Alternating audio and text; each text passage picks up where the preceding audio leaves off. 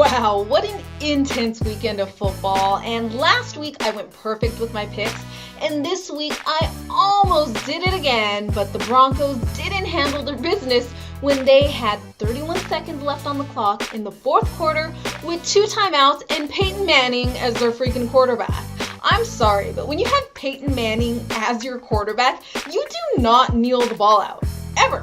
Unless you're already winning. With that type of coaching decision, I'm glad the Eagles didn't end up with Mike McCoy as their head coach. Okay, but seriously, on top of the double freaking overtime that resulted in this 38-35 Ravens victory, this Broncos-Ravens game had everything you ever could have wanted in a playoff game. That punt return by Holiday was the perfect way to kick off this playoff weekend. Despite Champ Bailey getting burned on a few occasions, okay, maybe several occasions, the Broncos stayed in control for the most part.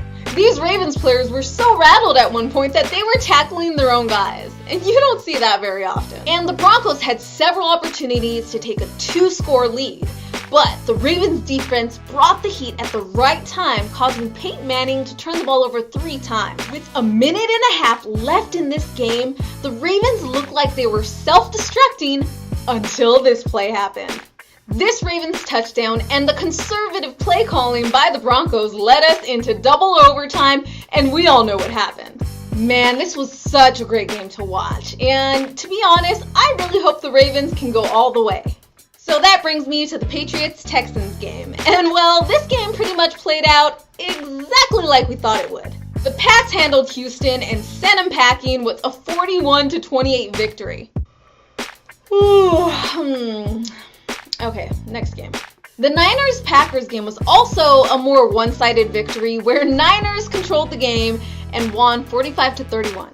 And now, before I get into this Falcons-Seahawks game, let me say something really quickly because I've gone 2 weeks in a row with fans getting a little sensitive about me not picking their team to win. I saw it during Wild Card weekend when some Bengals fans were upset I picked the Texans. But hey, I had the facts behind it and I ended up being right. And now this week, I had Seattle fans who were really hyped about their team winning, but I couldn't pick y'all. And I know it was a super close game, but you guys have to understand, I'm an Eagles fan, so I don't really care who wins. I'm just making an objective assessment here. And so far, I've been pretty accurate. When people come at me with a one-sided argument thinking it's so absurd that I don't pick their team, tells me they're not looking at it objectively. We all know anything can happen. You can see my comment thread in my last video where I had to state my case to several Seahawks fans who were saying statistically Seattle beats Atlanta on almost every single category. And yes, I agree, stats are helpful to some extent. In fact, they helped me pick the Texans over the Bengals during the Wild Card weekend because there was such a huge disparity on offense. However, if the Eagles' Week 3 matchup taught me anything, it's that stats don't tell the full story of a matchup. The Eagles got destroyed by the Cardinals despite the fact that they were ranked at the top offensively and defensively. And in contrast, the Cardinals were ranked at the bottom 5 in almost every category. So with this in mind, there was one factor that most people didn't consider when picking this game. Seattle had higher stats in a lot of categories, partially due to their ability to blow out teams at home. Believe me, it was a close call, and I know it could go either way. If this matchup had been played in Seattle, I probably would have picked the Seahawks. But Seattle, being on the road playing a well-rested Falcons team, had me slightly favoring Atlanta. And as an Eagles fan, I know what a well-rested Atlanta team looks like because they whooped on my Eagles after their bye week. They broke Andy's perfect post-bye week record. So with that being said, I just want to say to all the fans whose teams are still in the playoffs, don't take my picks personal. It's nothing against your team, and every educated fan knows that anything is possible. We've seen it all.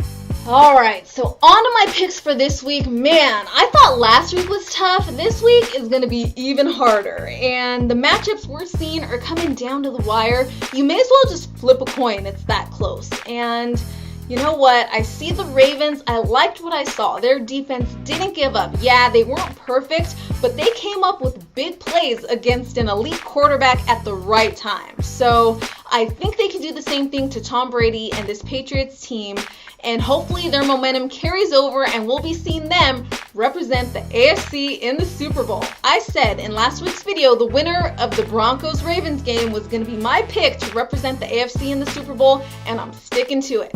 Now the NFC, I was a little unsure who was going to make it through, and both my picks were right, but now it's a close call. This Falcons team finally got over that hump of winning a playoff game, and you know what? They almost choked. So I think they've accomplished what they needed to, proving to the world that they can finally win a playoff game, but I don't think they're going to be able to handle the 49ers. So I see us seeing the Harbaugh in this year's Super Bowl. These are two great coaches potentially going head to head. I would love to see that. So I'm picking 49ers and the Ravens to be in the Super Bowl. We'll see what happens. It's going to be super close, but that's it for now. Stay tuned. Tell me who you're going to pick in the comments below. And remember, it's not personal. I'm just going with my gut here. So this is Delia with the PhiladelphiaEagles.com and SB Nation signing off.